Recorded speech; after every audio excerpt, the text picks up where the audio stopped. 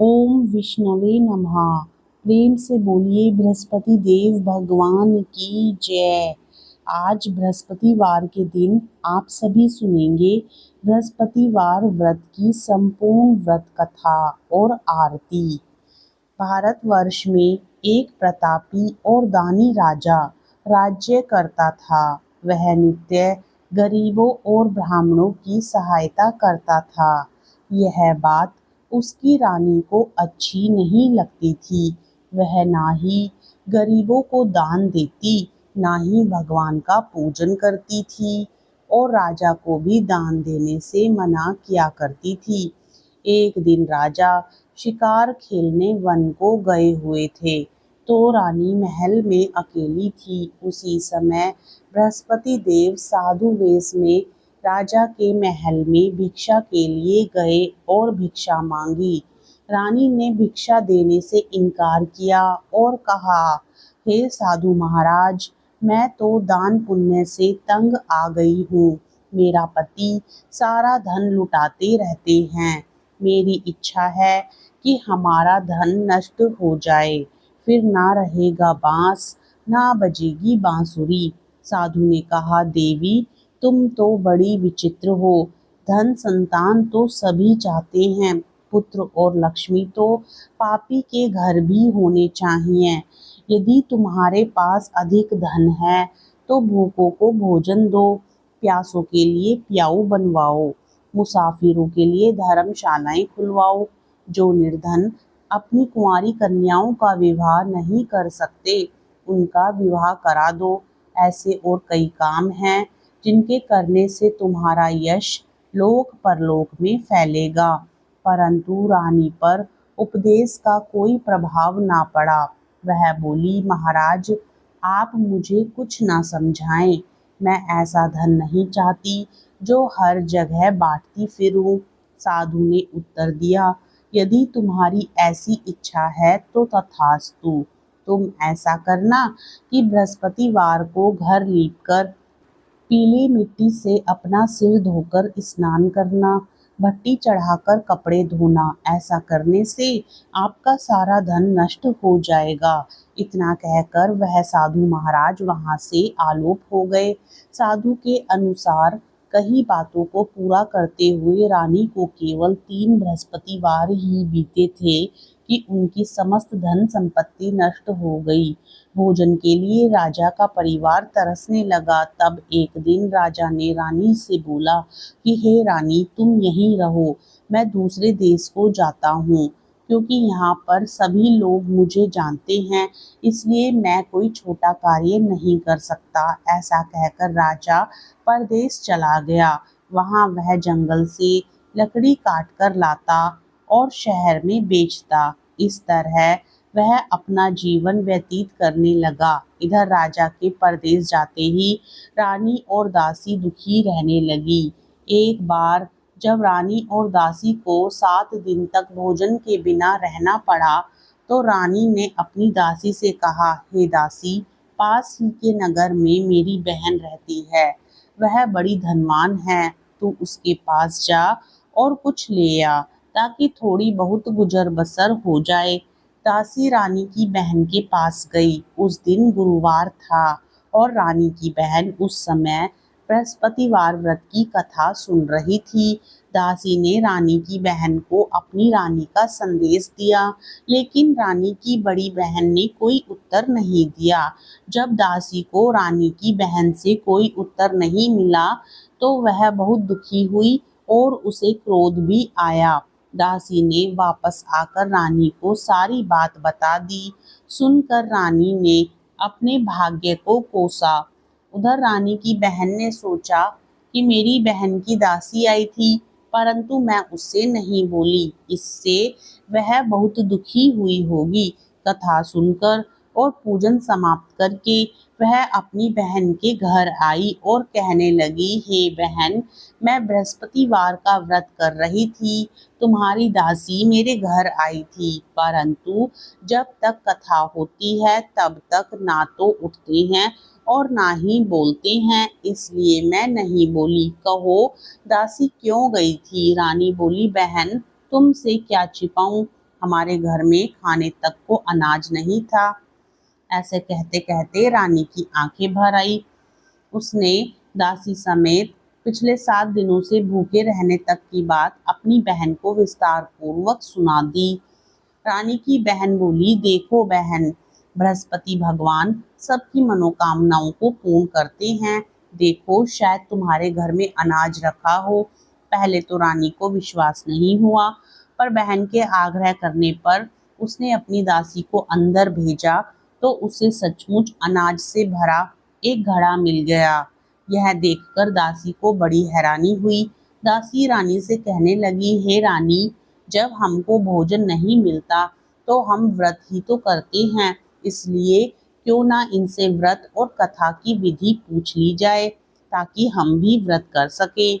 तब रानी ने अपनी बहन से बृहस्पतिवार व्रत के बारे में पूछा। उसकी बहन ने बताया, बृहस्पतिवार के व्रत में चने की दाल और मुनक्का से विष्णु भगवान का केले की जड़ में पूजन करें तथा दीपक जलाएं, व्रत कथा सुने और पीला भोजन ही करें।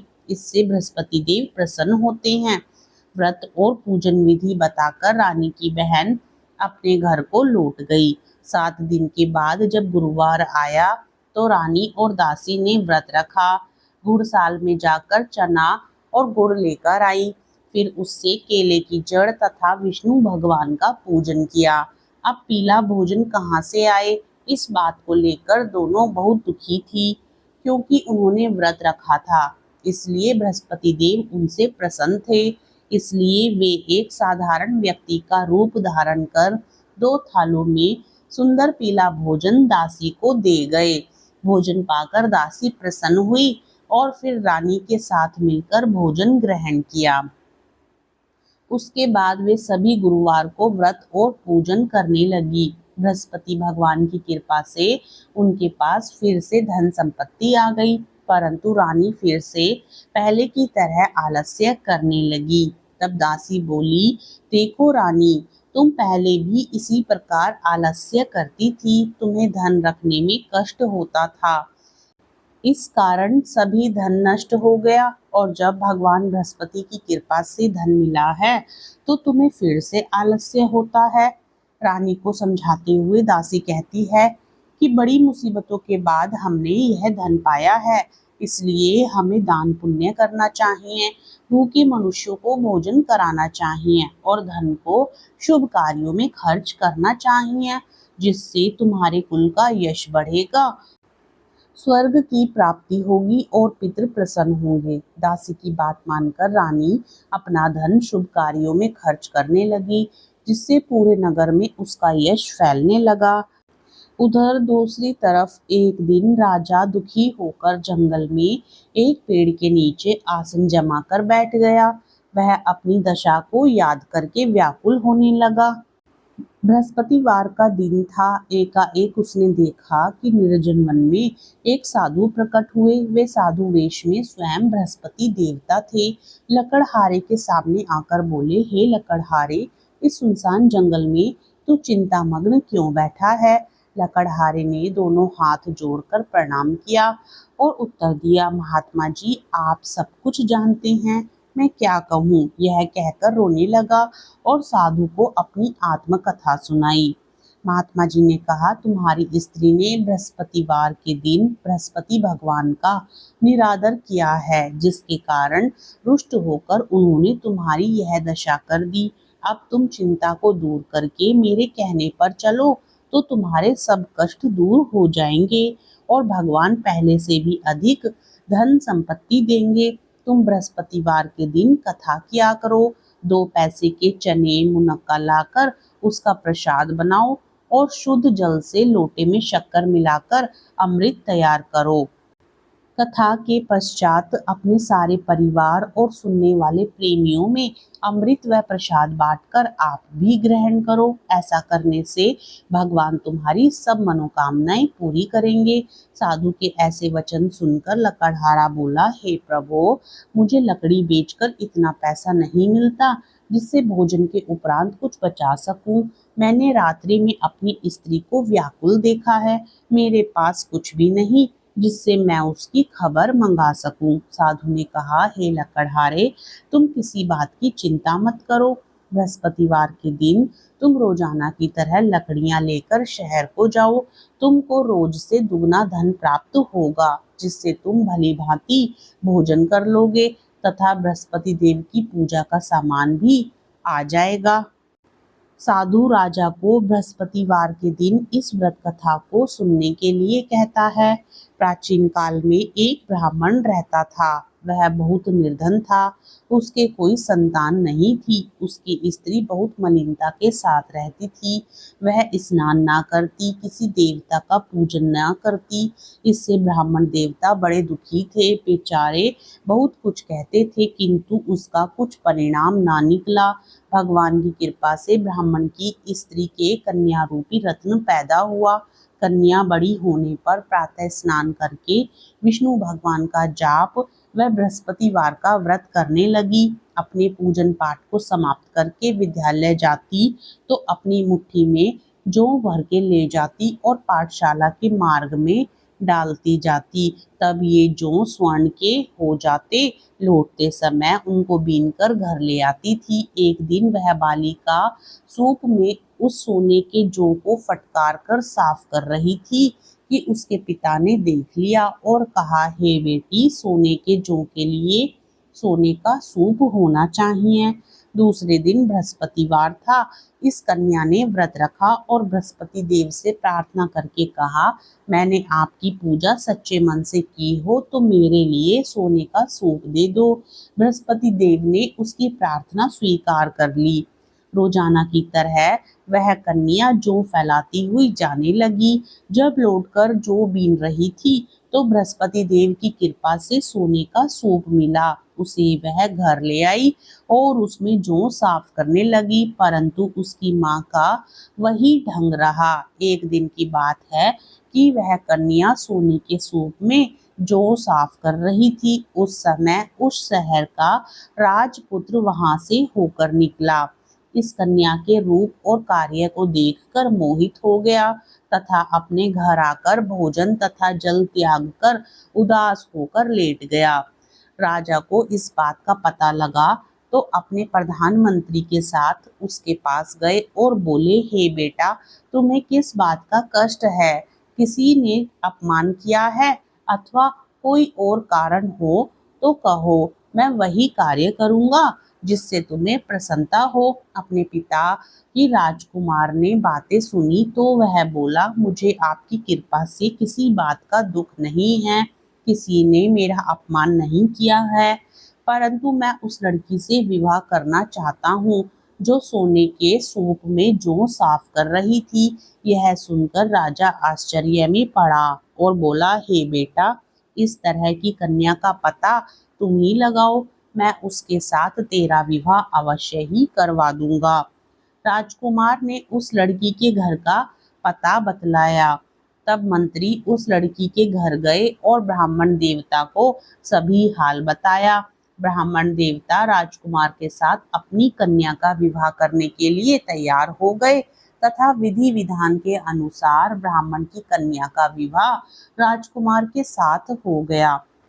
कन्या के घर से जाते ही पहले की तरह उस ब्राह्मण देवता के घर में गरीबी का निवास हो गया।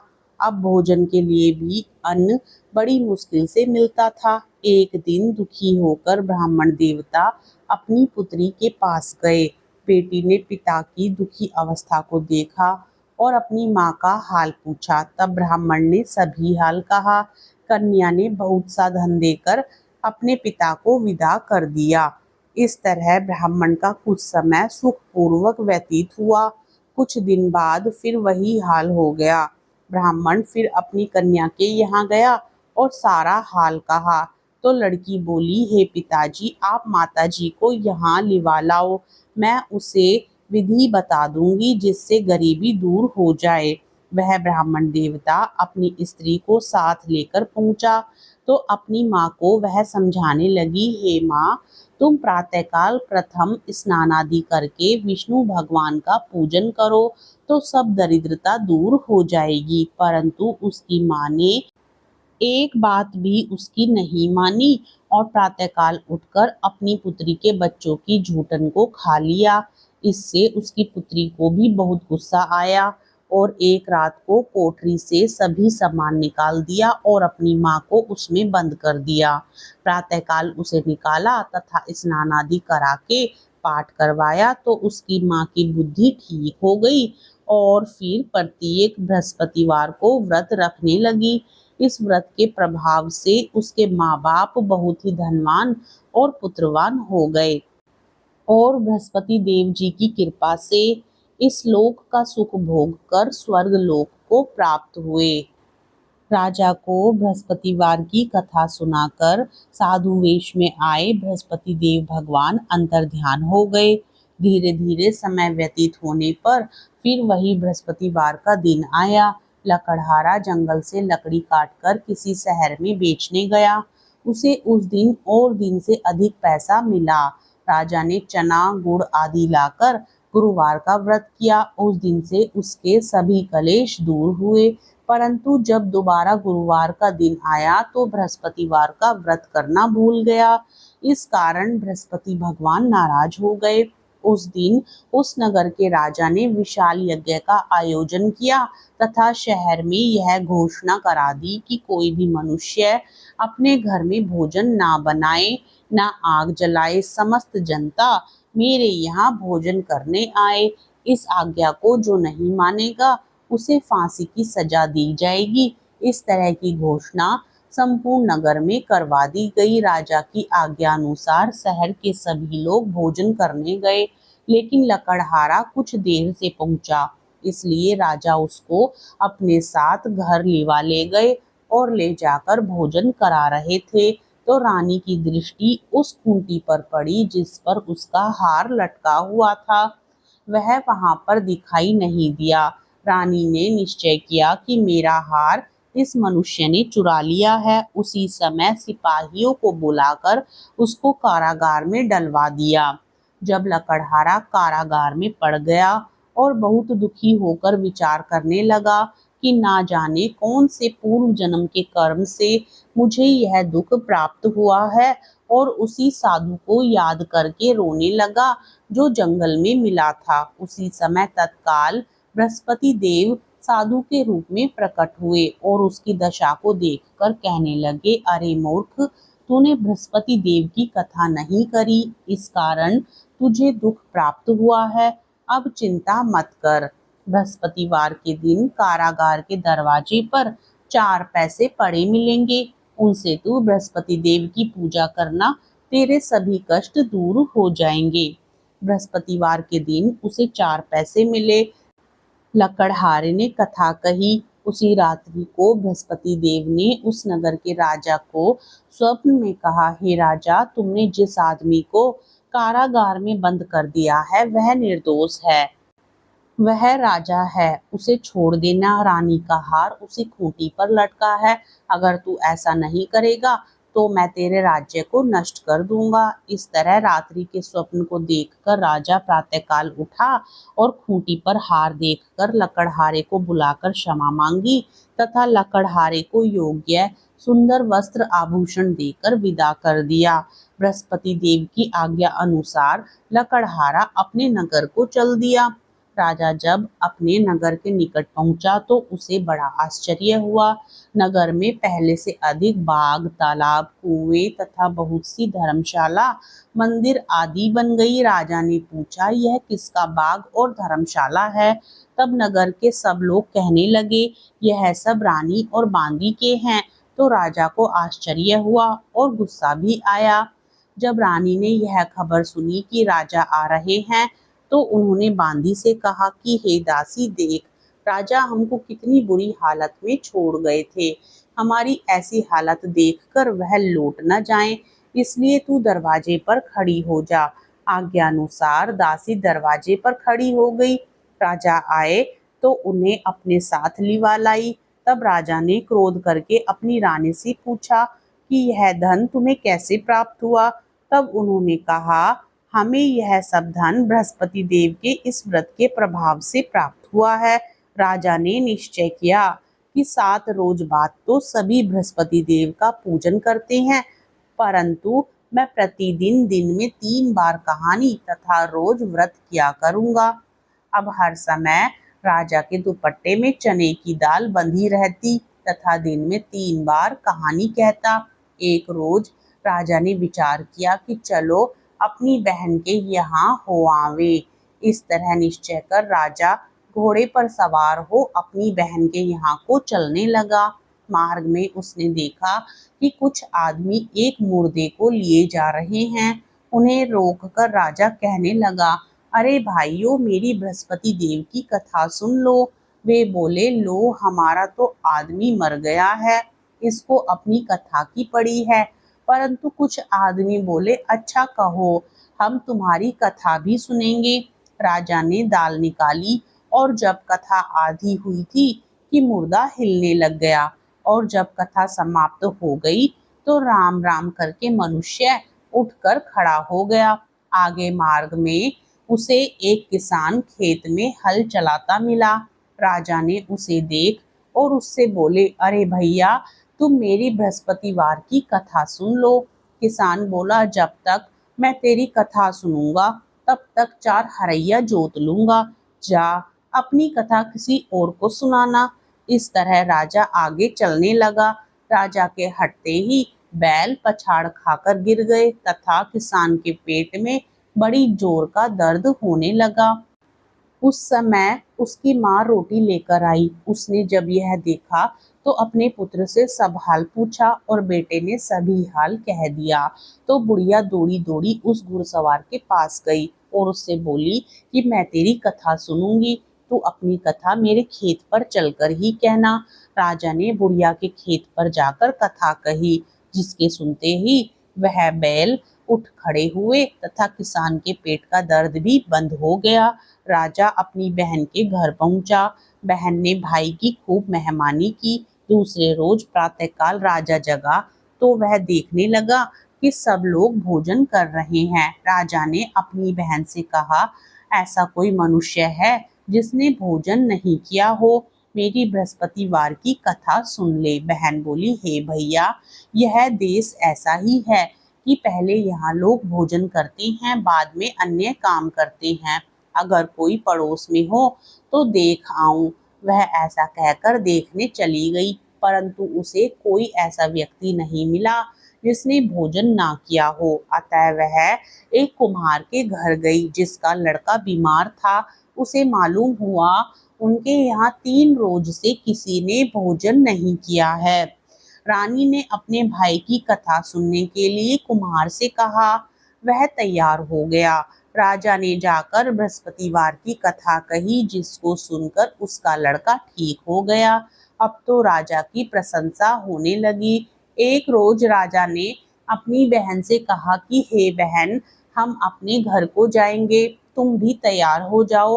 राजा की बहन ने अपनी सास ने कहा, हाँ चली जा, परंतु अपने लड़कों को मत ले जाना, क्योंकि तेरे भाई के औलाद नहीं है। बहन ने अपने भैया से कहा, हे भैया, मैं तो चलूंगी पर कोई बालक नहीं जाएगा। राजा बोला, जब कोई बालक नहीं चलेगा तब तुम ही क्या करोगी? बड़े दुखी मन से राजा अपने नगर को लौट आया। राजा ने अपनी रानी से कहा, हम निर्वंशी हैं, हमारा मुंह देखने का धर्म नहीं है और कुछ भोजन आदि नहीं किया। रानी बोली, हे प्रभु, बृहस्पति देव ने हमें सब कुछ दिया है, वह हमें औलाद अवश्य देंगे। उसी रात को बृहस्पति देव ने राजा से स्वप्न में कहा, हे राजा, उठ, सभी सोच त्याग दे, तेरी रानी गर्भ से है। राजा की यह बात सुनकर बड़ी खुशी हुई। 9वें महीने में उसके गर्भ से एक सुंदर पुत्र पैदा हुआ। तब राजा बोला, हे रानी, स्त्री बिना भोजन के रह सकती है पर बिना कहे नहीं रह सकती। जब मेरी बहन आए तुम उससे कुछ कहना मत। रानी ने सुनकर हाँ कर दिया। जब रानी की बहन ने यह शुभ समाचार सुना तो वह बहुत खुश हुई तथा बधाई लेकर अपने भाई के यहाँ आई। तभी रानी ने कहा, घोड़ा चढ़कर तो नहीं आई, गधा चढ़ी आई। राजा की बहन बोली, भाभी, मैं इस प्रकार ना कहती तो तुम्हें औलाद कैसे मिलती? बृहस्पति देव ऐसे ही हैं।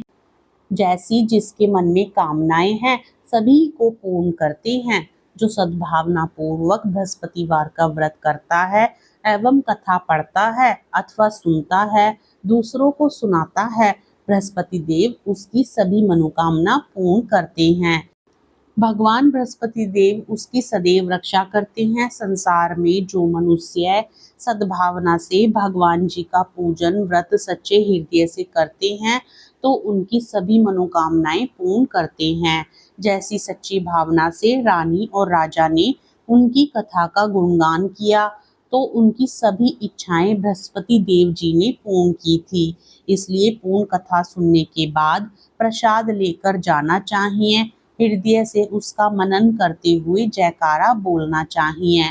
प्रेम से बोलिए बृहस्पति देव भगवान की जय, भगवान विष्णु की जय।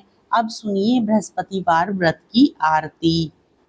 ओम जय बृहस्पति देवा, ओम जय बृहस्पति देवा। छिन छिन भोग लगाऊं कदली फल मेवा।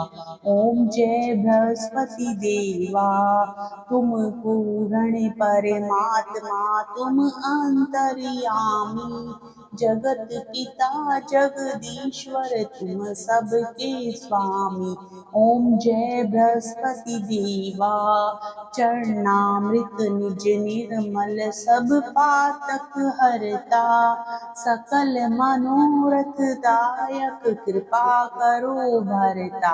ओम जय बृहस्पति देवा। तन मन धन अर्पण कर जो जन शरण पड़े, प्रभु प्रकट तब होकर आकर द्वार खड़े। ओम जय बृहस्पति देवा। दीन दयाल दयानिधि भक्तन हितकारी, पाप दोष सब हरता भव बंधन हारी। ओम जय बृहस्पति देवा। सकल मनोरथ दायक सब संशय हारो, विषय विकार मिटाओ संतन सुखकारी। ओम जय बृहस्पति देवा। जो कोई आरती तेरी प्रेम सहित गावे, जेठानंद आनंद कर सो निश्चय पावे। ओम जय बृहस्पति देवा। कथा अच्छी लगे तो लाइक करें, वीडियो को शेयर करें, चैनल को सब्सक्राइब करें और साथ ही कमेंट बॉक्स में जय बृहस्पति देव भगवान अवश्य लिखें।